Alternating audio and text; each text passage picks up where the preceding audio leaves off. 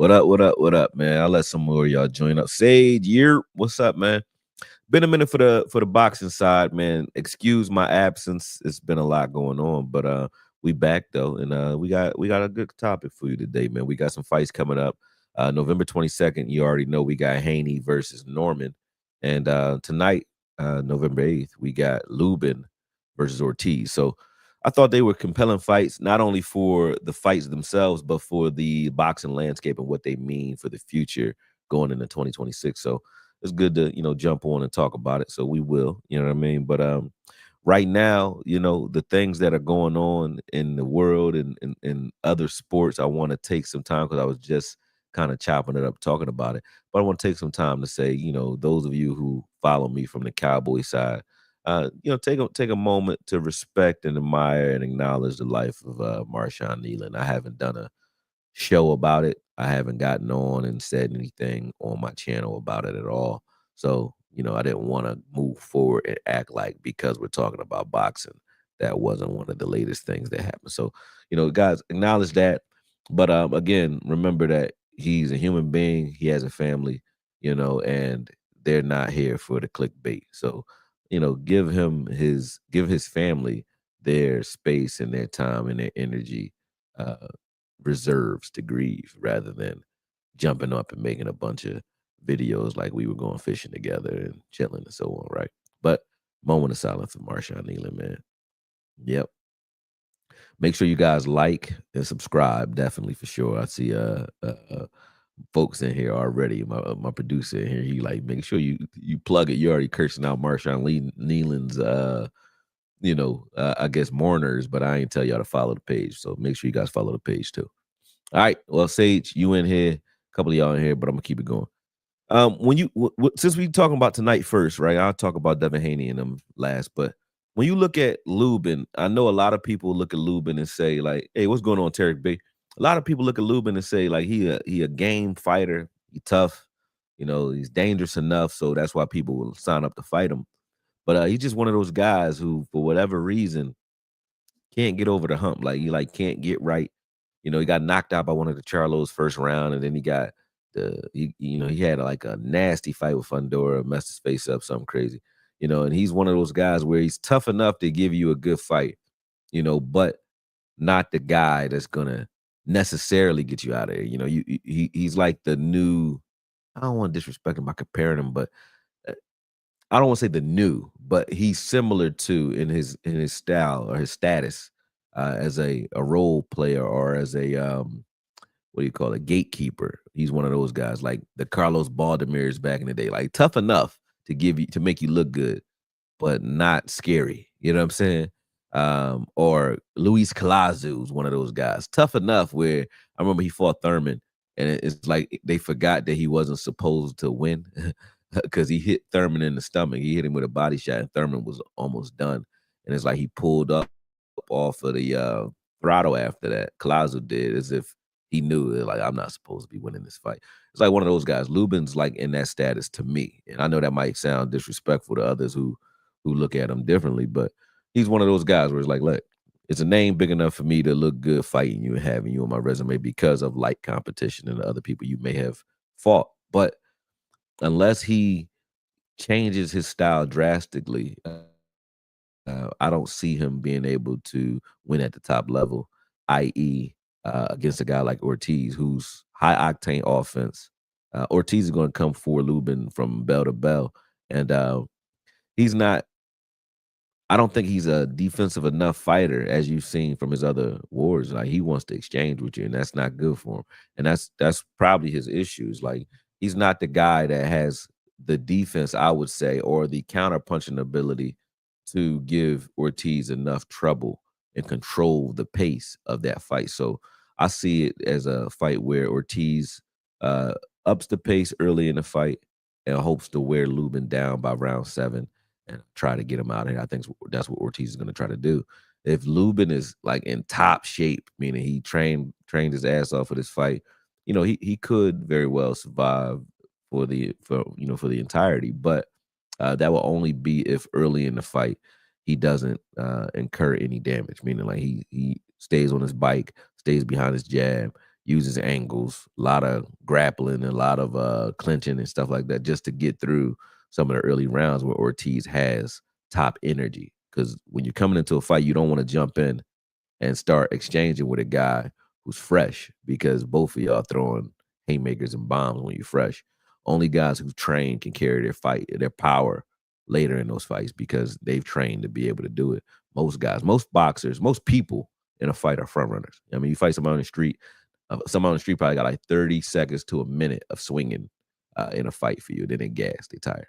A boxer, 3 rounds to 6 rounds, they can throw, and then after that, they're gassed unless they train at that top level to be able to do that. So, like I said, I think that Ortiz, one way or another, is going to wear Lubin down, and then that's the way this fight is going to go.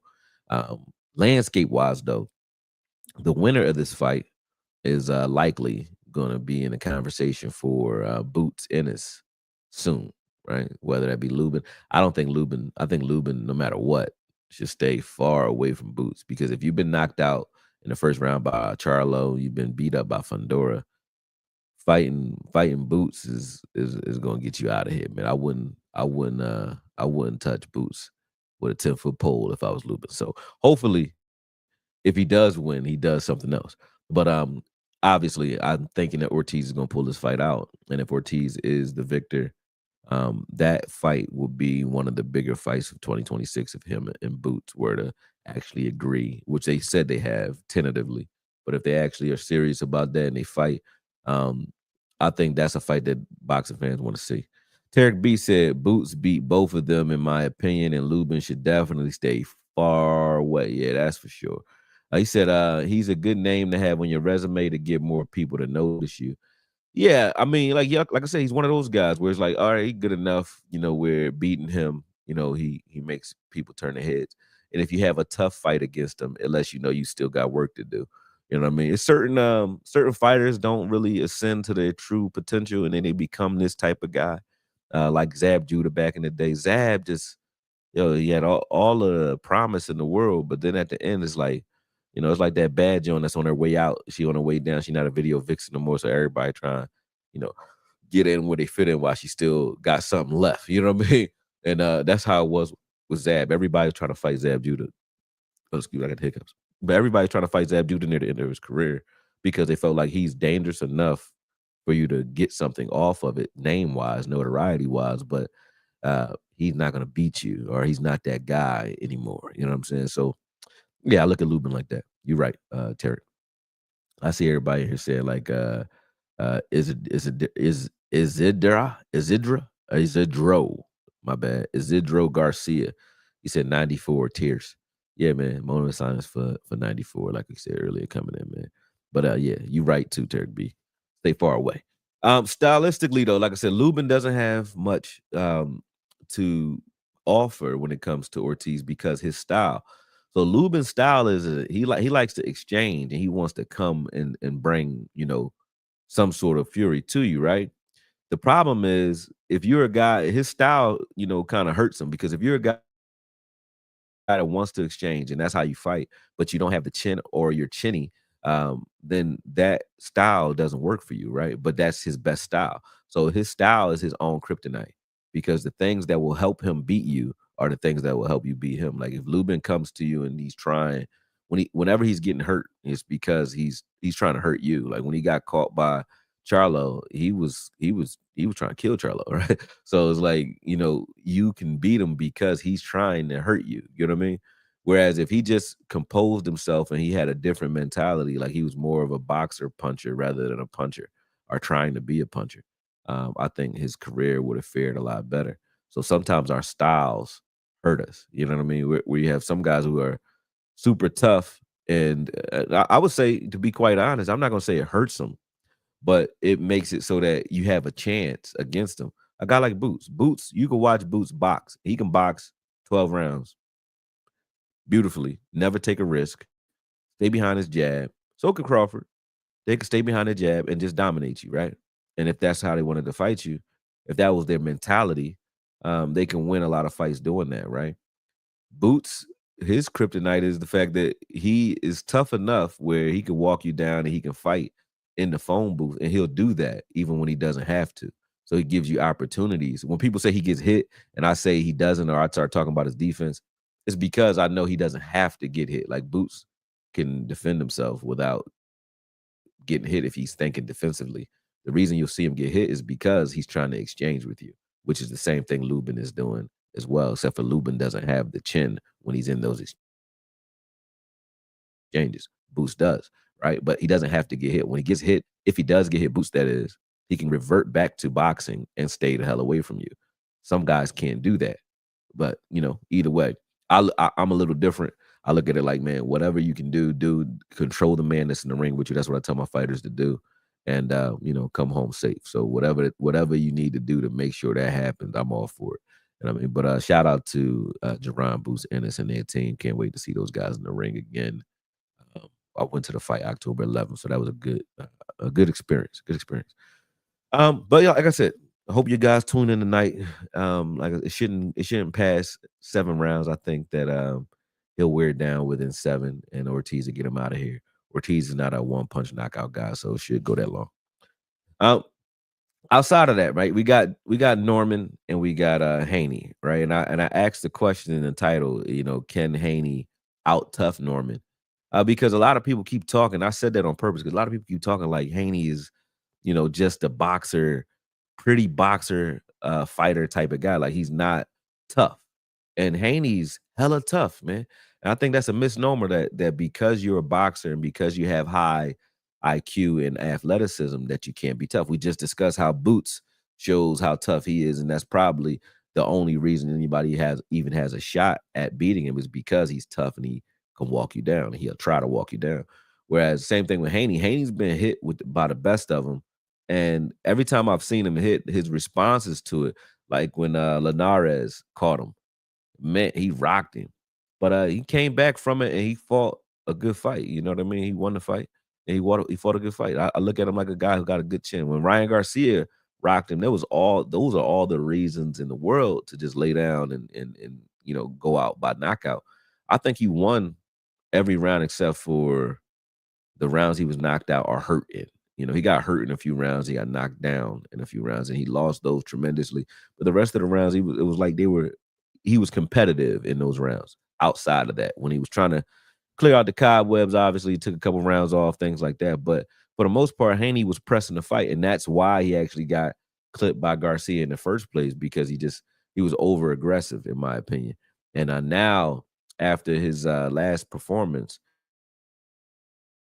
with Shane Mosley in the corner, you can see he's less inclined to engage, and he's on his wheels or on his bicycle a little bit more. So people just assume, hey, Haney's a boxer, and then Norman's the puncher. Norman can only fight you if you're sitting right in front of him, and I'll get right back to that point in 1 second. I mean, see what you guys are saying. Tarek B said Boots is definitely one of my favorite fighters. One of mine too, man, for sure. I think Boots is the crazy thing is he's getting better, and he's young. So I don't think we've seen any of us have seen his best yet. I'm excited to see his career develop for sure. Devo, he said the main thing for Haney is discipline. Facts. Like I said, Haney got over aggressive in that last fight. Haney can fight his ass off when he's not trying to knock you out or run. That's a fact. That's what we just talking about. Because I think when he was running though, he was learning something new. Like if you teach somebody something, like if I'm teaching footwork, I'm going to overemphasize it because I need you to drill it in because you're not used to doing it. The only way to get someone to program something in their subconscious mind is either through trauma, repetition, or symbolism, right? Those are the 3 ways. So with boxing, we use repetition a lot and trauma. Like if you miss a mitt, I might slap you in the face just to show you that you're not defending yourself. So that's trauma, I guess. It's like letting you know pain is being your teacher in that regard. And the same thing when it comes to repetition. If I drill something into you, I have to get you to do it so much that it's ridiculous, right? So footwork wasn't one of his things. He wasn't utilizing footwork enough. He was utilizing angles early in his career and staying right at the front door. When I say right at the front door, I mean if you're a left-hand dominant fighter, meaning if you're a good left hook puncher or a good jabber, usually a left-hand dominant fighter doesn't hang back over his right foot. you know what I mean, and just throw quick punches because he has a strong jab. So a guy that has a strong jab or strong hooks, they kind of lean into it or they stay at this. This is the front door. So if I say back door is here, you stand on your right hand dominant, you lean back, you're off center, and you're further away from shots. So this is like a counter puncher's stance or a good defensive stance. Haney comes right to the front door. So he's right here. So because he's throwing that power jab at you, if you counter, if you're good at countering jabs or you're just not worried about a jab, even if his jab is sharp and one of the best in the game, he's right there on center. And all he used to do to get off of that was take angles.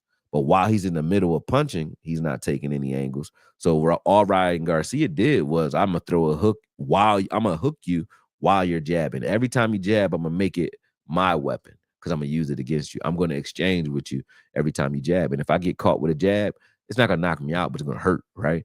But if you get caught with what I'm doing while you're jabbing, I'm gonna damage you, right? So that's that became the strategy to beat him. So ideally, and I hope this ain't too long-winded for y'all because I'm a coach, so I get into the thought process of shit. But ideally, if I'm a coach watching my fighter go through that, whether I'm Bill Haney or I'm Shane Mosley or whoever is watching him, I gotta tell him, I gotta teach him, get your shots off, but now you need to get off that fucking get off the front door, man. Stop standing there and stop trying to go forward with guys the entire fight. You lean into that jab every once in a while, but I need quick jabs and then also alternate with your power jab. You can't just go in there with power jabs, no feints, no nothing, because eventually once they get your timing after like the first, second round, or first punch, if they're quick, high IQ fighters, they'll figure it out fast.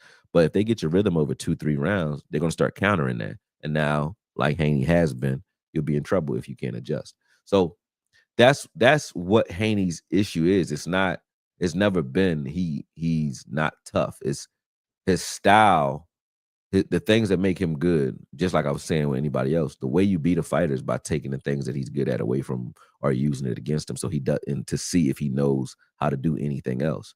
And the same thing happens to Haney. When you take that jab away from him by countering it, you either hurt him or you make him kind of one-dimensional because he hasn't developed other parts of his offense. But I think the footwork with Mosley is going to help with that. Norman Devo says Norman has all the tools to be great. He's just not quite there yet. I disagree. Disagree with you. I don't think greatness and Norman, I don't think are in the same category. I think Norman is good. He has all the tools to be good, but not great. Because in order for him to be great, I think he would need better footwork. And Norman is a guy that needs you to be right in front of him for him to damage you. He's good at fighting Mexicans, guys that are coming right after him. If you have a Mexican style and you want to go after Norman, that's when he can hurt you, and that's when he's the most dangerous. If you have good movement and you can box, I don't think Norman's half as dangerous as people think he is if you're boxing, unless he does the things that I just talked about when it comes to Haney, like punch while he's punching. If I punch while you're punching, I'm dangerous anyway. Anybody is. Like if I throw an overhand right while you're throwing a jab, and I'm willing to eat those jabs to land those overhand rights or hooks, I'm going to hurt you eventually because you can't defend every time while you're trying to be offensive. Most people don't have that in them. Jay Bryant says, "What's up, Okoye? I got a boxing history question. Where would you put Floyd Mayweather with past greats? Ray Leonard, Tommy Hearns, Marvin Hagler. Does Mayweather clearly beat those guys?" I get this question a lot. I think I've answered this before somewhere else, right? But no, he doesn't clearly beat any of those guys. That doesn't mean he doesn't beat them. But I think if you line those guys up, Duran, Tommy Hearns, Marvin Hagler, Leonard, and then a lot of the guys that they fought, like Wilfredo Benitez, those types of guys, like, man, Wilfredo Benitez defense is sickening, man. He was sickening. Guys like Salvador Sanchez and shit like that. He died in a car accident. He wasn't a welterweight though, but him and Floyd were at the same weight at some point. But yeah, those types of guys are not guys that this version of Mayweather or Mayweather in any era just walks through. But the other thing that people forget about Mayweather's history when we're talking about Mayweather, they look at his big fights as if they were his only fights. And that's not true either. So The misnomer, the same misnomer that we have about Haney being like just a boxer. He's a soft guy because he's an athlete and he's a boxer. People assume because Floyd, as he moved up in weight, started boxing more, that Floyd wasn't a gangster when he was Pretty Boy Floyd. When he's Pretty Boy Floyd, he had some wars and some exchanges with guys where he had to be more than just a boxer. He had to be tough. You know what I mean? Especially that fight against Chop Chop Corley, right? Or against Emmanuel Augustus, against Cotto, against Castillo. You know what I mean? These guys gave him good fights. Zab, these guys gave him good fights. Shane Mosley, you know what I mean? So Maidana. So he's had fights where he had to like show how tough he is, right? But the Ray Leonards of the world, the reason I say it would be very difficult for me to put him in any scenario beating Ray Leonard, especially Ray Leonard. And I can break down each style, but I'll start with Ray Leonard. Why not? Ray Leonard can do the things that Floyd can do, meaning Ray Leonard can box, he can move, he can defend, has a great jab, fast, quick twitch athlete. But the difference with Ray Leonard is, like, if me and you were even athletically, like you saw, Zab was a little faster than Floyd. You know what I mean? Ray Leonard's a smart guy too, right? Zab a little faster than Floyd. I think Ray Leonard might be a little faster than Floyd. But the difference is Ray Leonard can punch you with one punch as well and knock you right the fuck out. Ray Leonard only need one punch to get you out of here. You know what I'm saying? I think you could watch the fight against him and I think Davy Boy, uh, him against he went all the way up to light heavyweight and fought that dude Leilanda or whatever the dude name was. It was a light heavyweight dude, South African white guy, blonde hair. Knocked him out. I'm like, yo, Ray Leonard will knock you out, bro. So to be able to box the way he boxes, but if he lands one punch, he'll get you out of here. And he knows how to get to it and get to those spots. It's like, would you say Steph Curry is better than Kyrie Irving? I wouldn't, right? In the reason, I don't know if y'all would, but I wouldn't as a point guard. Why? Because the things that Steph can do, meaning like shoot from beyond the arc, he might be better at shooting threes than Kyrie. But the things that Kyrie can do, Steph can't go to those levels. I just don't see him in the paint doing the things that Kyrie can do. It's the same thing. The things that Floyd can do, Ray Leonard can do. But Floyd can't punch like Ray, and he can't get away from him. So I think that Ray Leonard would have beat Floyd, I'll say 8 times out of 10, 7 times out of 10. I'm not saying Floyd could never in any situation beat him, but you're not gonna dominate him or out IQ a Sugar Ray Leonard because he has that IQ. Back in the day, like even when I came up, I'm 42. It's the reason I'm not a pro boxer is because I didn't start taking boxing serious until I was 23. And during my era, if you come up in like the 90s, the 80s, the way they used to think, if you started boxing late, everyone could fight so well that you couldn't start boxing late because the IQ is there for everyone else. And it might be there for you too. But the toughness and the experience, it was just too much. Like you couldn't overcome it because everybody can box. Back in the day, everybody could box and they knew how to fight their fight. Now, boxing is the only sport where now you don't got this in the MMA, you don't got this in no other sport. You got to be a master at something in your martial art to be a pro at it in every other martial art. My sons do jujitsu. They're masters at jujitsu. They're fucking good, right? They know it like the back of their hand. Boxing is the only sport you could be a professional at and not know how to do it. You know what I'm saying? So I don't think that Floyd would have had an easier time, period, in that era, because in that era, everybody could box. If you were a boxer, you really had that in you. You know what I'm saying? When you look at a guy like Hagler, if you go to Hagler next, man, Hagler can beat your ass out of both styles. Floyd can't throw anything that would have made Hagler back off of him. But Hagler's IQ is just through the roof. So Hagler would have been touching on Floyd, but punching on Floyd whenever he wants, and then he's not going to stop. Like he's like a wall that's coming forward, has a high boxing IQ, but when he punches you, you feel it. When he punches you in the arm, you feel it. You know what I mean? So Hagler being able to switch styles, switch stances, and has the thudding, punching power, high boxing IQ, and a head that was like a piece of iron. You couldn't hurt him. there would have been nothing that Floyd can throw that would have deterred Hagler. Like, you could throw that body jab, he ain't stopping. He don't care about that. You can throw that quick counter to the face. He don't care. You know what I'm saying? That check hook. If it's not a kill shot, you ain't. Hagler, watch Hagler fight John the Beast Mugambi, right? Watch him fight him. John the Beast Mugambi was an African killer, like a murderer, for real, right? Hagler willingly went toe to toe with him and didn't even have to. He could have boxed him. He went toe to toe with him for 12 rounds. I think 15, maybe. You know what I'm saying? So there's not if he couldn't do anything that made Hagler stop fighting on the inside, ain't shit Floyd got for Hagler that's gonna make him back off. Nothing. So could he beat Hagler? Probably. You can outpoint him. One of my trainers, his stablemate, Bobby Boogaloo Watts from Philly. Shout out to Bobby Boogaloo Watts. He fought Hagler and beat him. I mean, he beat him once, and then Hagler came back to the Blue Horizon here in Philly and won that fight, but won the second fight. But yeah, so he could be beat and outpointed. You know what I mean? But it wouldn't have been easy for Floyd to fight that guy. Fighting a guy like Hearns, if you go to Hearns next for Floyd.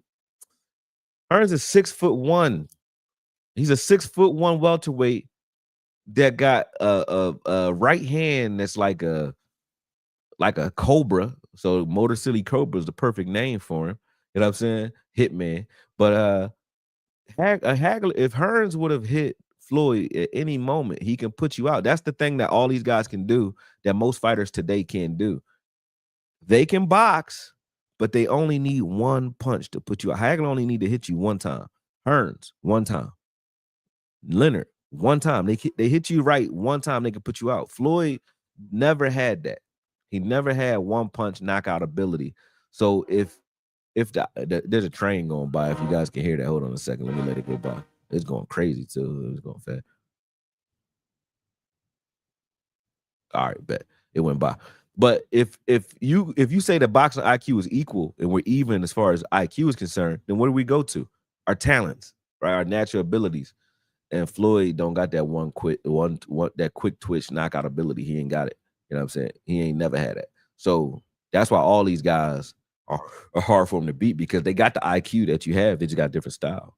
But when they hit you, if they're able to hit you, which they will, because your style is not scary to them. When Sugar Ray Leonard fought that shoulder roll style, when he fought Floyd Mayweather Sr., he did the same thing that I said Hagler would do to him. He just kept punching. He attacked the front shoulder. Like, I'm not going to go after your head knowing that you looking to roll. You know what I'm saying? I'm not going to do it. I'm going to attack the front shoulder. I'm going to treat the front shoulder as if it's the head. So when I throw my jab, I'm throwing it at your front shoulder. When any punch I throw, I'm attacking the shoulder. If you want a fight, another fight other than the Sugar Ray Leonard fight versus Floyd Mayweather Sr., to see someone doing what I'm talking about, watch Roy Jones. I said Roy Williams. Don't talk about football. Roy Jones versus what's his name? Was it Eric Harding? I think it was Harding from Philly. He's a southpaw, and he had a great defense. Roy Jones couldn't penetrate his defense, so all he did the entire fight was punch him on the bicep, punch him on the arm, so that his offense couldn't get off. He could, by the third round, he couldn't really lift his hands up. He couldn't really fight, and I think he ended that fight with a detached bicep. He detached his bicep off his arm because he kept hitting him in his arm and attacking it. So there are ways to attack the shoulder roll or the Philly shell. You just have to have certain abilities to do it. You can't do it punching, like a boxer. Like, you know what I mean? I'm talking about light, quick, soft punches, trying to set shots up. You got to be a thudding puncher, and you got to be one of those guys that could punch a doorknob or punch a tree. That's why I train guys to do that, though. Like, you got to train your guys to punch the heavy bag with no gloves on, punch with small padded gloves, because you need to build the muscles and the ligaments in your hands to be able to hit hard objects, because you might hit guys on the top of the head. You might hit guys in the elbow. Those things hurt, but you got to be prepared for that. But you also need to be able to say, like, if I hit you in the chin or if I hit you on your bone, I'm going to hurt you anyway. It doesn't matter. If I hit you in the rib, I'm going to break it. I'm trying to do that. I'm not trying to just score a point. You know what I'm saying? But long-winded answer, but great question. I don't think that Floyd gets through that gauntlet unscathed. He might be 2 for 2 going against Duran, Hagler, Hearns, and Leonard. And then if you throw Wilfredo Benitez in there, Wilfredo Gomez, if he was at the same weight with a Pernell Whitaker, there's so many guys back then that was like sickening, like Meldrick Taylor, uh, Norris, Terry Norris. These guys can punch. All of them can punch. Even Whitaker will knock you the fuck out. His own uncle Roger Mayweather would have gave him a rumble. You know what I'm saying? Everybody in the 80s can fight. You not getting like you was only champion in the 80s, and it wasn't no 4 or 5 belts either. You was only a champion in the 80s if you really had it, like that. You was like that. You was him. Not now. So now if you can box, if you can even halfway box like those guys back in the day, you can dominate all these guys in this era. I'm 42 and I spar guys just for fun now, right? Pros today, right? I ain't gonna say their names, but I spar guys now. And I would never do that in the 80s. I wouldn't go to a gym in the 80s and be like, let me spar somebody because I know I ain't in shape and I'm gonna get hurt, right? Now it's like I know these guys don't know shit. A lot of guys don't know anything, and they'll call themselves boxers. They be in the gym every day doing nothing, talking. I hit the speed bag. They can't hit the speed bag because they've been hitting the focus mitts for so long. They don't even know what a speed bag is even for. People trying to throw power shots at the speed bag, which you can work on, but it's your timing that you're working on to deliver the best knockout blow. They don't know how to do none of that. And I'm like, you are a pro boxer though.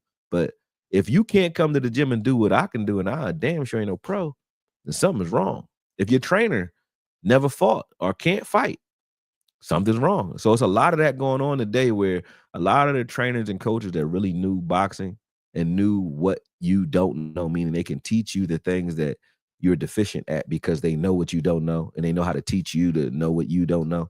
Those guys don't exist no more. So now you got a bunch of guys that's getting guys in great shape and they think because they're stronger, faster, and he got a PhD in kinesiology, he can teach you how to box. That's not boxing. That's athleticism. You know what I'm saying? We don't have good coaches no more, man. It's over. Okay, let me see what y'all was saying while I was saying that. That was a good question though. He said Ryan or Barrios. What do you mean? You mean out of who wins that fight? I like Ryan's left hook against anybody. I think if he land that left hook on anybody, he put him down. He said Pretty Boy was a straight dog. That chop fight was my favorite Pretty Boy fight. That's one of them. Yeah, he's like, stop bitching. They both bleeding. They like, you like, stop bitching. And they start rumbling, man. That was a good fight. That was a good fight. But Floyd definitely, he got that in him. People just don't give him credit for it because he don't got that type of punching power. He said, I like Kyrie better because Kyrie can do everything on the offense minus 3-point shooting. Facts. People see 50-0 and automatically think he was the greatest, but in that era, he would have been good, but he would have had hell. Yeah. And then people don't understand marketing. They think like Floyd Mayweather, that's one thing I can give him credit for. Tyson, Ali, Mayweather, Dempsey, who else? Tyson Fury. There's showmanship in their game. Like they understand that this is prize fighting. Floyd Mayweather understood that. So he did such a good job marketing his record because that's all he can market.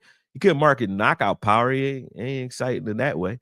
He had to market his defense, but who the fuck wants to watch just a boring defensive fight? Nobody wants to watch that. But how do I sell his defense in a way that makes you want to see it? Number one, I can't do it as him being a positive, nice guy because then he becomes Terrence Crawford. Nobody wants to see a boring, nice guy, right? Okay, we don't want to see that.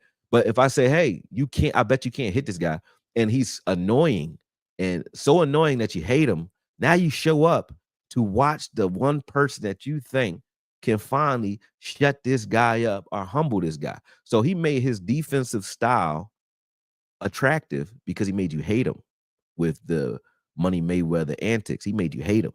So now more people showed up to watch him lose than win. Ali had that. More people showed up to watch Tyson do some crazy shit than watch the fight. They just said, I know some crazy shit about to go down. He knew how to sell. Tyson Fury, that first fight against not Devin Haney, Deontay Wilder, he dominated Wilder. Nobody will ever believe me, and maybe when he retires, he might admit it. But he's not going to admit it. But I watched a lot of boxing. I broke that fight down very well. Tyson Fury was never in trouble in that first fight against Deontay Wilder. he threw the fight. I mean, I say threw it. He knew that if he came out of retirement, fought Wilder, and just washed him, there's no more room for Wilder to make any more money with you, and there's no more room for him to make any more money with Wilder. There's no trilogy if he goes in the first fight and dominates Wilder, which he could have, because Wilder's style got better as they kept fighting. He got better, but he was a 1-2-3 fighter.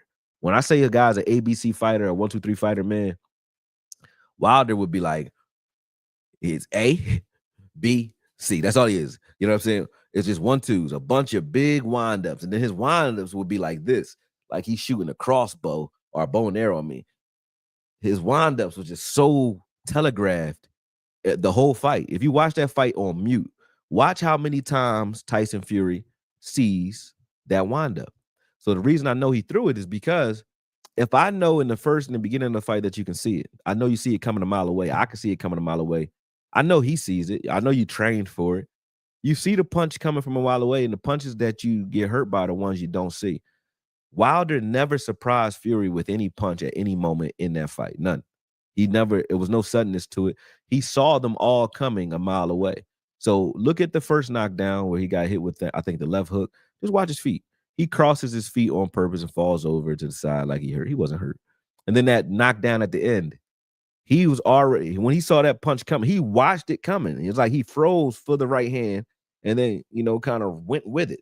So when he went down like a log. It wasn't a snap where, like the third fight, Wilder hit Fury so hard that you could watch the reverberation, like the shaking of his body from the head to toe. You can see the power travel through his body. That is the first time Wilder hurt Fury in the 3 fights. That's that first fight when he hit him and he went down and got up like the Undertaker. That was all theatrics. So I say all this to say some fighters understand, like Floyd does, showmanship. And Floyd sold that 50-0 so well that everybody think you got to be fucking defeated to be good. You don't got to be undefeated to be good. It's just that Floyd's only claim to fame was the fact that I'm undefeated and you guys can't beat me. Even though you hate me, you can't beat me. So everybody thinks that now. Black guys who watched him think you got to be like super rapper-ish and flashy, which you don't. You sell yourself based off of who you are. Floyd is Floyd because he was authentic. He knew who, when I say authentic, that was his authentic strategy to winning. That doesn't mean everything he was saying was true. It just means this was his style of marketing that made him great and made people want to watch him. Another guy might do just as good, not saying shit ever, never saying a word. You know what I'm saying? Because people are like, the mystery might sell this guy. You know what I'm saying? So it's just different. It's different. But yeah, that 50-0, people think that 50-0 meant something. It didn't. He said, you're right, Okoye. He said, I love the breakdown of Floyd versus Ray Leonard. I still like Floyd in that fight. We both 42. Great analysis, though. Yeah, I mean, I wouldn't argue with somebody who said that Floyd can beat Leonard because he may have. But I'm just saying, if it get to a point where it becomes a fight, meaning we both know how to box. When he fought Hearns, we both know how to box. We just gonna box each other for 5, 6, 7, 8 rounds. We can do this all day, baby. Now I got to be a fight for one of us to win it, though. So now I know what you're gonna do. You know what I'm gonna do. I'm not gonna hit you. You're not gonna hit me unless we just say fuck it and let's fight. Him and Hearns did that and they fought. You know what I'm saying? Him and Hagler actually did that at some point. Because once you realize, hey, you ain't gonna beat me by Floyd, not gonna beat Sugar Ray Leonard by sitting back and waiting defensively. He gonna get picked off. He's gonna be down points. And if I get you down points, and you know you down points because you haven't been hitting me, because I'm just as good as you, like he was against Zab, right? Zab was winning the first 3, 4 rounds. Floyd wasn't able to do anything with him. If I know you desperate going into the tail end of the fight, now you know you got to fight me to beat me because you know you're down. If the 7th round, you know you're down, you got to fight. You know what I'm saying? If Floyd was down against Sugar Ray Leonard and the answer is for the next 5 rounds, we got to go at it, Floyd loses that because he has to exchange. The only way Floyd could beat Leonard is if he was up on points early against Leonard, meaning he would have to be able to outpoint a fresh Leonard, which you're not going to just outpoint a fresh Leonard, meaning he got to touch him more than he's getting touched. He got to use ring generalship and dominate the fight for the first 4 or 5 rounds against Leonard. I don't see it happening because when Leonard's fresh and you want to exchange with him, that's when he's more dangerous. So You're not going to do it that way. And if it's a question as to whether or not you're up going into the second half of the fight, and your coach says you got to go take it from him, go take it from Leonard if you want to. Go try that. He'll knock you right the fuck out. So that's why I said Floyd. You might say Floyd can win it. There's some scenarios where you can see it happening, but to have to go after Leonard and fight him, you have to do it to win. That's a recipe for disaster, man. I don't think that's a good idea. That's like saying, yo, to beat Tyson, you gotta go take the fight to him. Oh, okay. Yeah. All right. Go ahead. You know what I'm saying? That don't make sense. But anyway, King Reezy, what's up? He said, Koye, what it do? I agree. Kyrie over Steph all day. I remember the Hagler, Leonard, and Hearns era. In the days they used to put boxers on cups at Church's Chicken. That's a fact. And they used to have boxing on regular TV.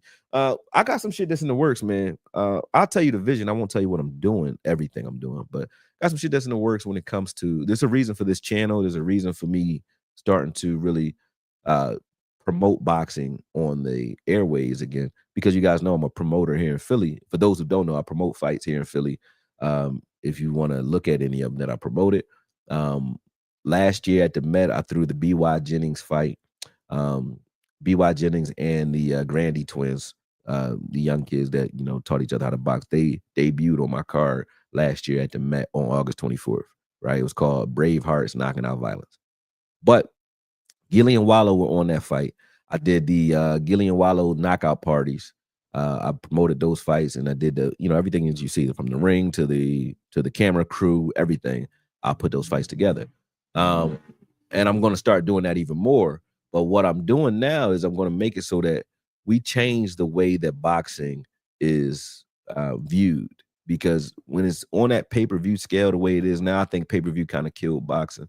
Because a reason I brought this up is because back in the day, Sugar Ray Leonard, like you said, they used to be on the side of cups at Church's Chicken. They also used to be on ABC, primetime TV for free. People need to be introduced to it again. And I have a business plan now that's definitely addressing that. But I'll let the rest of that sit in the wings, and you guys will start to see it as it unfolds in the first quarter of 2026. Dewan Tasnim, he said, Okoye, you a Sixers fan? I was when I watch basketball. I don't watch no basketball no more. After Allen Iverson retired, man, that was it. I said, I'm done. LeBron James was cool for a while, but it's like that era of basketball. This era, this soft era, the soft girl era of boxing. Of basketball. I don't like. I don't like it. I like it when I like it when we had like Ron Artests in the game, and Kenyon Martins, and the Coleman's, assholes, mean. You know what I mean?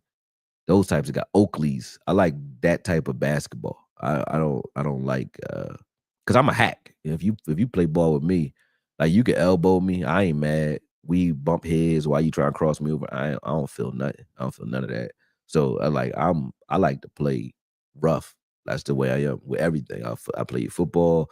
I will play I play tackle, full contact football most of my life with no pads on. I'll come hit you. I'll knock you right down. I'll hit you.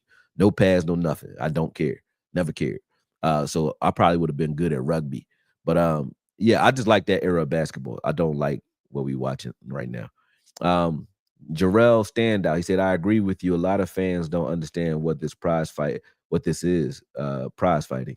In other words, ain't nobody fighting for free, even though you want to see your favorite fighter go against other fighters, other favorites. Yeah, that's a fact. Like, I don't think certain guys should fight unless the money makes sense, because you take on real damage, real damage. I've been hit, right? I got pistol whipped one time, right? Just once, just one time. My nose still, to this day, if you look at my nose is bent off to the left here, and I got a little slash right there, right? Then you see this little slit right here in my lip. My whole lip was split. My nose was broken. My lip was split all the way through here. That's from one rumble. We rumbling because you trying to get me out of here. But we was rumbling, right? That's from one fight. I got permanent damage in my whole life, right? What do you think happened if you boxing? Like, that people taking on real damage for the rest of their life. So if you gonna be a prize fighter, make your money. That's why I'm never mad at nobody making their money for boxing. If you look at guys like Gerald McCullough, who was brain dead after his fight with Nigel Benn, You know what I mean? Those types of fights can change your life. You know what I mean? Both for the better or the worse. So yeah, it's a prize fight. You gotta get your money, man. Gotta get your money. King Regis said, yeah, back then it was really about being supreme. Facts. And you had to love it. King Regis, my favorite boxers are Jack Johnson, Sugar Ray Robinson. You got real taste. Tyson, Ali, James Toney. James Toney, one of my favorites all time. Like if you my style was predicated off of him and Dwight Cowie. I like both of those guys because I'm not super tall for my weight. Like I was a light heavyweight, super middleweight, and I'm 5'9", 5'10". So it's like, you know what I mean? If I'm fighting a guy, sparring a guy that's 6'2", 6'3", I gotta have different strategies than a guy that's, same height. I can't just walk you down with a jab because I can't out jab you necessarily unless I deploy certain shit, right? But the White Cowie, if you want to watch a guy that's 5'7", fight cruiserweights, like watch him fight Holyfield, the White Cowie and Holyfield. Or they call him Daryl Braxton was his name, but his Muslim name is the White Cowie or the Camden Buzzsaw. Beast, beast, beast. One of my favorites. Hold up. He said my favorite boxers are Jack Johnson. Jack Johnson, you got to throw him up there just because of what he did in the game. But Sugar Ray Robinson, all time great. He's one of those guys that when you hear Sugar in somebody's name, it's because they got both. You know what I mean? Then a merge between the science of boxing, meaning the stuff I'm breaking down is the science. When I say, oh, your jab, if you throw, you want to throw a flick jab, you want to throw a shotgun jab, put your shoulder back if you want to throw a shotgun jab, you relax your wrist, you want to throw a flick jab, you know what I'm saying? So when you're looking at guys who understand the science of it, right? But then there's art to it where you're doing things that most guys can't do, like what Roy Jones would do, which is like artistic creativity. It's where it merges, right? Sugar Ray Robinson could dance you out of the ring, but also can knock you out one punch. Sugar Ray Leonard, same thing. Can dance you out of the ring all day. He could stay away from you all day if he wants to. Boots can do this too. They can stay away from you all day if they want to and just beat you on points, and you couldn't do shit about it. But then they can knock you the fuck out too. And they got different wrinkles in the game where you haven't seen them before. So they take what you know and then they formulate it into a style that's their own because they remember that boxing is a martial art. Boxing is not just prize fighting. Prize fighting is what we do to make money at the martial art. But people think boxing is just a sport. Boxing is a martial art. It's a reason why I'm 42 and I'm still in shape. I'm in good enough shape to whoop somebody's ass. Because to me, boxing is not some shit that I did when I was trying to compete for money. I never cared about the money. I cared about fighting to hurt. I want to be able to hurt somebody. I live in Philly. You better be able to fight. At some point, you're gonna have to fight. I don't care. I'm a nerd. I'm not like a goon. I'm a goon nerd. I'm a tough nerd. I'm from the projects here in Philly. You know what I mean? One of the toughest projects in Philly.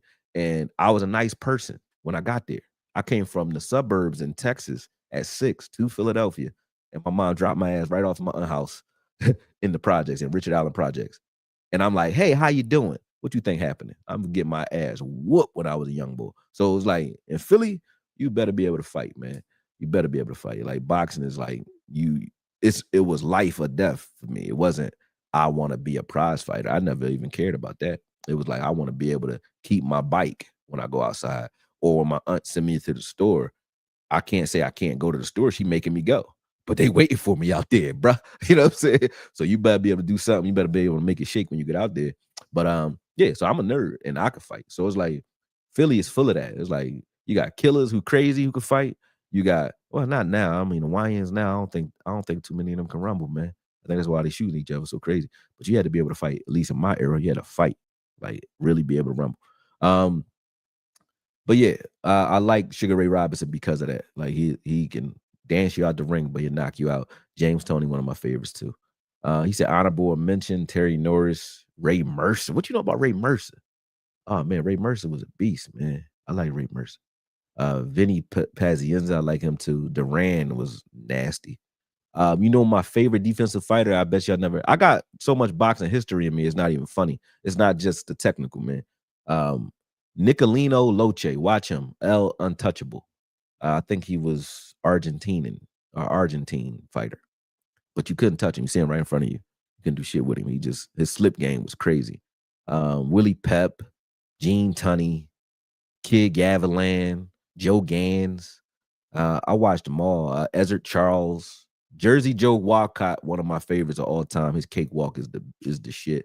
Love Jersey Joe Walcott. But yeah, I can keep going with that. But Dewan, you asked a question. You said you got pistol whipped and you laughing. Then that's crazy. So you got to tell that story. I used to be, yeah, should I say that story live? I used to be into some shit, put it that way. I ain't gonna say, well, you could read it. If what's understood don't need to be explained. But I used to get into shit. And um was going to my car after a bar. People thought I had some funds on me, which I probably did. And when I'm going to the car, my instincts is crazy. When I'm going to the car, I'm walking and two dudes go diagonal behind me, right? Well, one of them go diagonal behind me. He said, "What's up?" Went this way. Another dude in my trunk. But I went to go get in the car, and we got a thing in Philly where, not we, but people have a thing in Philly where this is how they rob you. Like if you go jump in your car and you one of those people that unlock all your doors when you jump in the car. You jump in the car, somebody slide in your back seat, put a gun on you, and they tell you where to go, and then you're done. You in that car, wherever they tell you to go, you're going, and you're done because they're already in the back seat behind you. So I went to go open the door. When I went to go open the door, I thought like, why are they not in unison? So the dude who was near the trunk wasn't in unison with his man. So I went to go look to see where his man went, and he wasn't over there. I went to look over his shoulder, and he was right here. Yeah, like you know how somebody tap you on the shoulder. He never tapped me, but he had cleared me already. But you know how somebody tap you on the shoulder in school, and then they on this side. I went to go look over this shoulder. He was on this shoulder. Boom, and I'm already at my car door. He's like, "Yo, get in the car." So I went to go get in the car. I ain't gonna lie. Like when people be like, "Oh, I'll do this if you put a gun to me, I'll do that." I don't need to think about it. I wasn't being tough. I just didn't know what I was. A voice hit me. I went to go open the door, and I had a friend that died that way from somebody, driving him around. And I thought about like, yo, they might take me to my crib. He get my license. He gonna take me home. My kids in my house, so it's gonna be a home invasion or something like that. So I said, I ain't going home. So that's how my mind is working. But I went to open the door to get in. I went to go get in the car when he said get in. He said get in the car. I went to go get in, and something said that's a casket. I was like, that's a casket or that's a grave. And I always had this thing. I think that was like my own instincts way of like jolting me into action because I always had this thing. I would watch a movie or watch like Casino and watch when they go put you there, dig a grave, have you dig your own grave and get in it. I'm like, if you give me a shovel, you got a gun on me, I'm gonna swing the shovel at you. You're gonna have to shoot me and dig the grave. I'm not digging my own grave and getting in it for you. I'm not doing it. So when he said get in the car and something said that's a casket, I was just like, no. And then we just started fighting. He hit me with the gun and we just started going. And his homie was, robbing my car while he did that. But that's what happened. While he was doing, I'm throwing punches, he hit me with the gun. But I ain't mad at it. That's like I tell the story now. I used to be like shy about the story. It happened like 2018. I used to not tell everybody because I'm like, nobody never took nothing from me before. So I used to make me mad. But I realized most people would have gotten that car and be dead right now. I wouldn't be on this show talking to you if I wasn't who I am. So I'm like, I don't feel no shame in it because I rumbled for my life and I won. And you know what I mean? They got the fuck up out of there. But he could have shot me. He didn't want to shoot me where we were. We was right next to a bar that was like real public. It's a popular bar here in Philly. So he didn't want to do it there. He wanted to take me somewhere, rob me, and probably take me home and then do whatever they want to do. But nah. So these scars, I ain't mad at. You know what I mean? They badges of honor for me. I ain't mad at them. King Reezy, he said Okoye shared that story before in his other channel. I rock with Okoye because he's transparent enough to admit a loss. Yep, I don't care. I mean, I'm human. I'm human. He said, when I tell people I love James Toney, they look at me crazy. I don't talk to them anymore. Yeah, James Toney, if you want to see like excellence, I know we about an hour in. I don't care. Like the topic is over. So if you want to watch the Lubin conversation and all that, y'all got to start over from this joint and watch it from the beginning. I'm just freestyling right now because I like this conversation that we have. But James Toney is one of the greatest of all time, in my opinion, because his style translates. You know what I mean? He can go up in weight. He can do a lot of different things and still carry not only his power, but still give you problems where everybody can't do that, right? James Toney, he like me. Like I don't got super big hands. My aunt used to come at me. I used to get mad. She was like, you got girl hands. You got little nut ass hands. My aunts used to ground me up. Now my uncles was kind of nice to me. My aunts used to ground me the fuck up though, man. But you ground me up about these hands. And my wrist ain't real big. James Toney hands ain't big either. but he carried his so he not naturally uh stout power puncher, but he can you can develop it. I learned power too because I learned how to develop it. I'll teach y'all that in another video. But um, James Toney though, go all the way up to heavyweight, still carrying, still rocking guys, man. And his style to me, Bill Miller, everybody thought that Freddie Roach trained James Toney, which he did, but he didn't teach him. Bill Miller, the late Bill Miller, taught James Toney everything he knows. And Bill Miller was a big Ezra Charles and um, Georgie Benton fan. So that's where the shoulder roll comes from. Ezra Charles and Georgie Benton were Philly shell guys. Georgie Benton actually created the Philly shell. He's from Philly. I met him. He passed away now, but I used to work for the Blue Horizon here in Philly when in like '05 for Vinoka Michael and Barbara Peach. They were sisters. They used to own it. Black ladies, cool as shit. But they were in love with Georgie Benton. I think he was popping back in the day. But anyway, because they used to talk about him something crazy. And they all did now. So I hope I ain't disrespecting nobody. You know what I mean? Well, may y'all all rest well and they, rest in peace. But anyway, my trainer did too. He used to talk crazy. He just died last year. But Georgie Benton, man, his style, that Philly shell is dangerous. And James Toney said he used to sit and watch Ezra Charles and Georgie Benton for hours just to develop that, right? But James Toney's style, if you watch him versus Iron Barkley, that's some of the best or most dominant boxing I've ever seen. Outside of that, if you want to watch good boxing, like high IQ chess boxing, you really love boxing and you want to know what it's supposed to look like, watch James Toney versus the body snatcher Mike McCollum. Any of the fight, they fought, I think 2-3 times. But the first one, excellent. Everything. Like if I'm teaching a kid how to fight or how to box, I go to that fight unless they got certain body mechanics that they need to watch. Like if I'm watching a short, stocky guy, I tell them to go. If I'm training a short, stocky guy, you shouldn't watch too much James Toney or Mike McCollum. You should go watch Dwight Cowee. Go watch Tyson. Watch short guys and how they deliver their power. Watch Pitbull Cruz, those types of guys. But if you're a average size guy or you got good length and good athleticism, man, James Toney, Mike McCollum is all you need. You don't even need no other fights. You could watch James Toney, Mike McCollum, and you could watch Gerald McCullough fight anybody. Gerald McCullough was a beast. All right. He said, right, real men's sports, not that everyone's a trophy ball. I think that's what you're saying. Agent 9, he said, brother, I don't blame you. Cool dude. Yeah, that's y'all talking to each other. I ain't gonna read all that shit. He said, wow, yeah, you definitely made the right choice not getting in the car, I guess. Yeah, that's for sure. He said, dang, I forgot Floyd Patterson. That's facts. Yeah, Floyd Patterson was that bull too.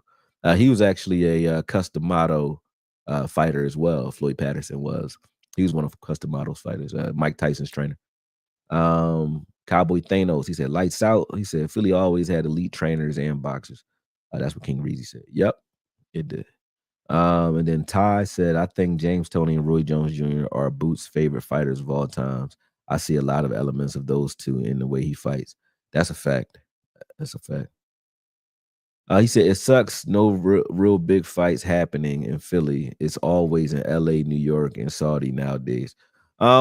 Philly's market, the business is Philly business is just bad, period. That's just the way Philadelphians is. You got different places that create different types of people, right? New York create assholes that's kind of like macho and bravado. They a little extra for us. Like Philly, we calm, we chill. We call it chill regular. Like we calm niggas. Like we don't get into all that, right? But everybody here tough.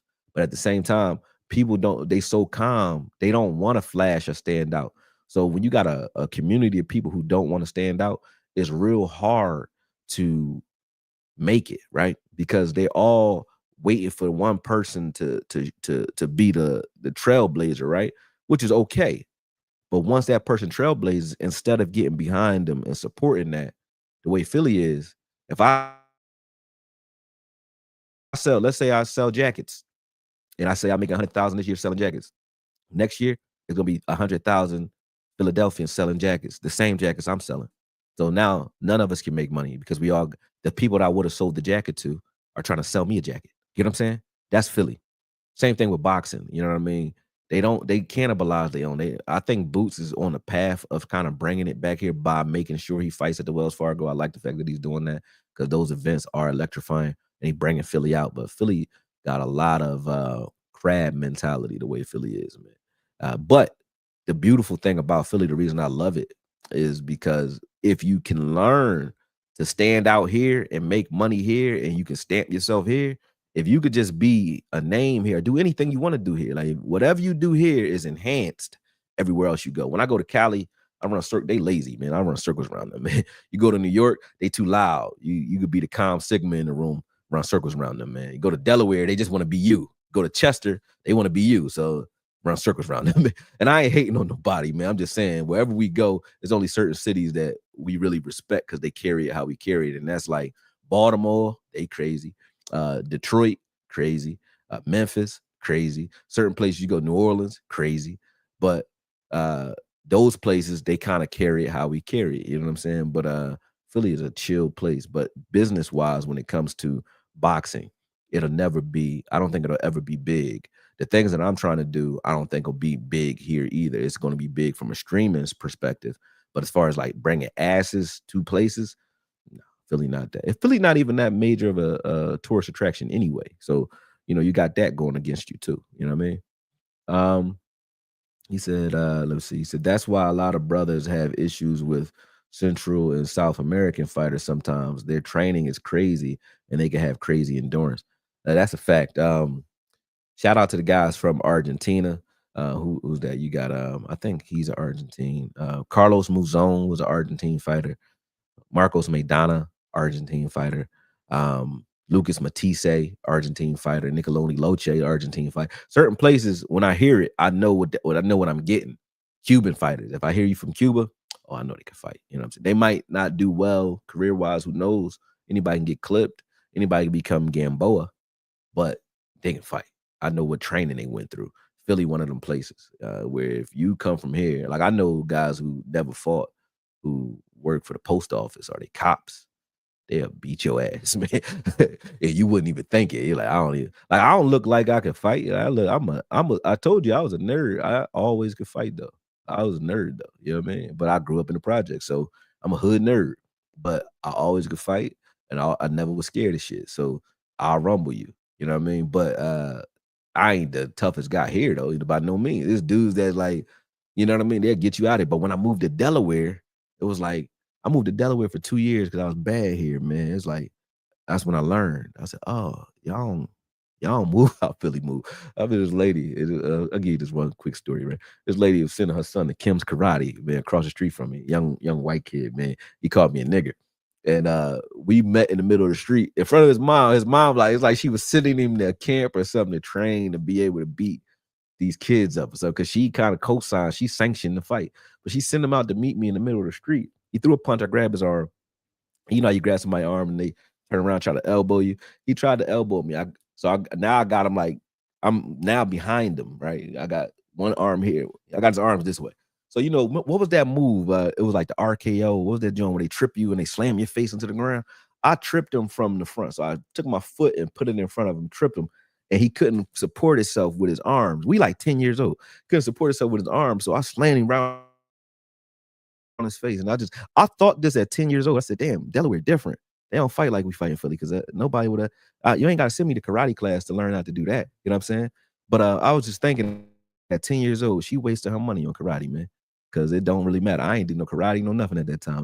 We just could fight. So like, and that's all we did. Me, my cousins, everybody, we tried to kill each other. So if you wasn't coming with that energy, I know my cousin was trying to kill me yesterday. So if you ain't coming with that energy, you ain't gonna do shit with me. You know what I'm saying? It's not gonna happen. But that's how we grew up. So Philly is like that, man. It's a weird place. It's like Spartans. If there was a place where I say you building Spartans that can go do whatever they want to do in any other place in the world, I would say it's Philly. But don't come here trying to do business because they'll eat you. Yeah, it's not that. He said, gotta go where the money is Dewan. Facts. Manny Pacquiao, my favorite fighter. They talking about Manny Pacquiao versus Floyd Mayweather too, right now. And they talking about that because both of them need some money. Floyd going out bad, man. They going out bad. You know what I'm saying? And I don't mean going out bad like he destitute looking like Joe Louis or nothing. And I forgot we ain't mentioned Joe Louis earlier or Jersey Joe Walcott. But he ain't going out bad like that. But when he went up and started talking like the Jews will always like, it's not that I got something against Jews, right? It's just the fact that he was up there as the spokesperson for the Jews talking the other day. I was like, what the fuck is this? It's like, it's just sad, man.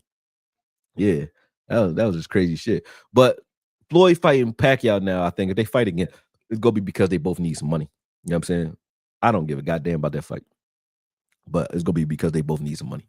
I don't think that fight is worth watching because they both are over the hill, but people will watch it because of the notoriety that both of those guys have, and it's smart business for both their parts because they're each other's biggest draw if they fight each other again. That's the biggest payday that both of them could probably get. So in a real fight though, not no exhibition shit, none of that. Real fight.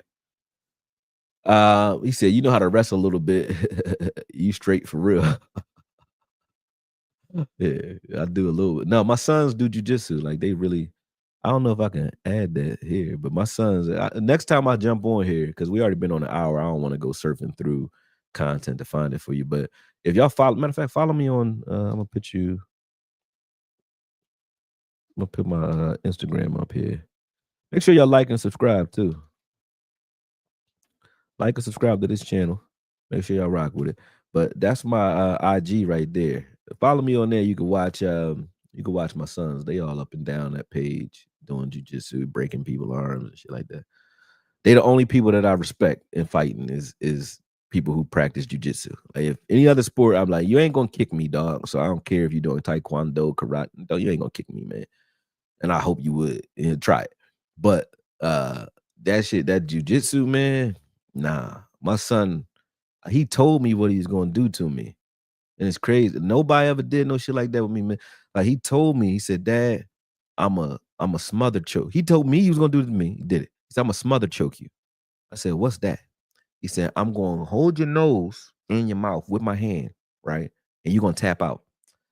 I said, yo, ain't no way. Ain't no, I call cat. Ain't no way. You can see us wrestling on there too. I try to beat him. He can't beat me standing up, but I can't do shit with him if he take me to the ground. But I'm like, ain't no way you ever gonna tap me doing that, bro. No way. This motherfucker, man, he took one leg and pinned my arm with it. So my arm is stuck behind one of his legs. So he took one of his legs and pinned my arm. He behind me. Took one of his legs and pinned my arm. So his leg is like around here, pinned. This arm is free. My arm free, right? So I'm using this one. He took his free arm, his other hand. So he got his leg on one arm. He took one hand and grabbed his arm. So now this arm is locked in, and then he took his leg and he tried to lock this arm between that leg. So now I can't use my arms. He got a free hand. He took his fucking free hand and waited for me to like struggle. So I'm like breathing a lot. Then he just squeezed my nose and my mouth and held it. I swear to God, I tapped. I'm like, yo, this motherfucker told me what he was going to do and did it. And then he did it in competitions against people who know how to stop it and was doing it. I was like, yeah, no. No, I don't want to be in no fight with somebody who can, put me in positions where I can't do shit about it. I don't like wrestlers and I don't like jujitsu practitioners, man. That's crypto. I'll shoot y'all. I'm not fighting you, dog. I'm not fighting you, dog. I'm gonna stab you or something. I'm gonna shoot you. Didn't Pacquiao fight someone recently? I thought he looked solid for his age. Solid for his age don't mean good though, but yeah, I don't know who he fought either though. I ain't paid no mind. I ain't paid no mind. But yeah, man. We've been on here for an hour, so if you guys want to ask some questions or any more questions, I'm all for it. Let's do it. And then if you don't, then we're going to wrap it up in about 10 minutes. So, I'm going to open up the lines for some questions now. You know what I mean? If you guys want to talk fights or talk style, strategy, whatever, boxing business. Just so you guys know, who those who don't know what I do, because especially the guys who watch me from a football standpoint, I'm a licensed boxing promoter here in Philly, so I'm throwing fights moving forward, and like I said, my strategy is a little bit different than everybody's, but I'll get into strategy a little later and get into that. But I'm also a boxing coach, so I train fighters. People send fighters to me to learn footwork or learn certain aspects of the game, because I'm not a guy. I look at guys like you said, Dewan. They said go where the money is. King Reezy said that to you, I think. Same thing. I like to make money. You know what I mean? So I'm nothing against the trainers. I don't got this ain't shade towards trainers. I know a lot of trainers that do make money just training fighters, but that's not how I looked at it. I look at training fighters as a passion, right? So I can make money doing it. Just like YouTube is a passion. I'm not making money doing this. I've been talking to y'all straight for an hour, really talking to myself for an hour. For real. Y'all not even talking. You know what I mean? So this is how much I like doing this shit, right? So I do this for free. You know what I mean? I will get paid doing it, but I do this for free. But I like to make money though. You know what I mean? So being a trainer that's just gonna sit in the gym waiting for the next Mike Tyson to show up, I ain't doing that. You know what I mean? I ain't doing that. So instead of doing that, what I do, I train guys who are already pros. You send them to me, I will show them how to either increase their power, increase their footwork, increase their box, whatever's wrong with them. I'm a fixer. You send your guy to me, and I'll fix him. I'll tweak his game, or I will break down his opponent for him. Like I do that for coaches and trainers now. Trainers know me, they'll never tell you that they use me for it because no everybody want to act like Floyd. I don't watch my opponents first, or I don't watch fights. I just fight what's in front of me because it ain't gonna fight me. That's all bullshit that Floyd used to say. Floyd used to watch his opponents. Everybody study their opponents. It's bullshit if you say you don't. But what I say is, what I do is give you the bird's eye view on your opponent. You'll know what drills to use because I'll take the guy, break him down, use pattern recognition to see what he does well, what he doesn't do well, and I will train you based off of that, or give your coach drills for you based off of that. And a lot of coaches have used me over the last 5 years for that, behind the scenes, especially here in Philly. You know what I mean? That's what I do. He said, "Do you have an online training packet, or do you like go to?" I don't have it, but I will put it up there eventually. This is my website. I don't know. See what I'm saying? Most people don't even. I'll be forgetting I got one too. I ain't gonna lie, but most people don't even know who I am or know what I do because I don't. I just come in and do what I do. I don't really be. I don't market well enough half the time because I got different people in Philly don't know that I'm known in the cowboy world as an analyst. They know me for what I do in Philly. People in the boxing world don't know I'm in football. People in football don't be knowing I'm in the boxing because I don't cross promote. I don't tell people what I do. People who are here now don't know what I do to make money, but it's not. I'm not even in the streets no more. No shit like that. So it's like I just don't promote. I don't know why I should though. I should promote more. But yeah, check out the page.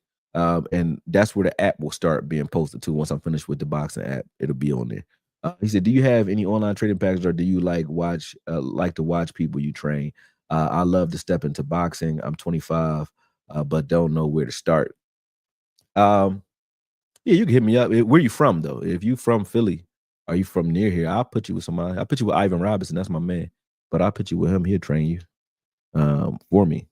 That's why if I'm not in the gym, or I can't be in the gym, or I can't be with my guys, I send them to him. Ivan Robinson. He fought a Toro Gotti in some wars. He had to fight a year with a Toro Gotti twice. Yeah, and fought Adrian Manfredi too, and fought some other guy. But yeah, I like Ivan Robinson. He said, "You from California?" There's a lot of gyms in Cali. Boxing is prevalent in Cali. But what I would start with, number one, is road work. Two, uh, learning the jab, and I can teach you the jab, but you had to just hit me up because I don't want to teach it here. I've been on here for too long, but you had to hit me up. But I teach you how to develop your jab right now. Learn the speed bag and get on it, even when you're bad at it. Stay on it for as long as you can, till you master it, because the speed bag teaches you how to flick your jab. Number one, and teach you full extension and timing. So a lot of people get into the mitts. I hate mitts. I use them, but I use them for what they're used for. I don't get into the patty cakes bullshit because nobody's going to throw their face at your fucking hands from multiple angles. Like if you want to hit me, you got to earn it, right? So if you want to hit the mitts that I'm holding, you got to bring your hand to the mitt. I'm not bringing the mitts to your hands unless I'm trying to simulate something for a specific reason. And I'm not hating on trainers to do it. It's cute and it's good for reflexes, but it destroys the jab. The jab is going to be a lost art because nobody has to hit a speed bag anymore. Nobody knows how to flick a jab or how to really throw a proper jab. Not too many people. Haney has one. Tyson Fury can jab pretty good. There's some guys out here, but I don't want to go down the whole list of guys, but it's not prevalent like it used to be. You used to see a lot of guys where all you needed back in the day was a good jab and good footwork. If I could start you somewhere, it would be road work, start running, get your heel clicks going. When I say heel clicks, I mean lateral movement, running your stance. So running your boxing stance. I make my fighters run in their boxing stance, meaning don't interchange your feet while you're running. Run. If you're a conventional fighter and your left foot is forward, you run just like you would walk in the ring. Left foot forward, right foot behind it. you run that way. You run backwards that way. You know what I'm saying? For miles. So that way you never get tired of moving around in the ring. And then learn the jab. You learn those two things, you can call yourself a boxer because you can do those things and stay safe against most people in the world doing that, right? And then everything else comes off of that. But I'll show you though. Just follow me on my IG page. That's my work, and I'll holler at you. Just tell me that your name, tell me your real name or whatever name you're using on IG. So tell me that you're Dion M, and I'll remember you. But I'll help you. He said, I bet I wrote those down.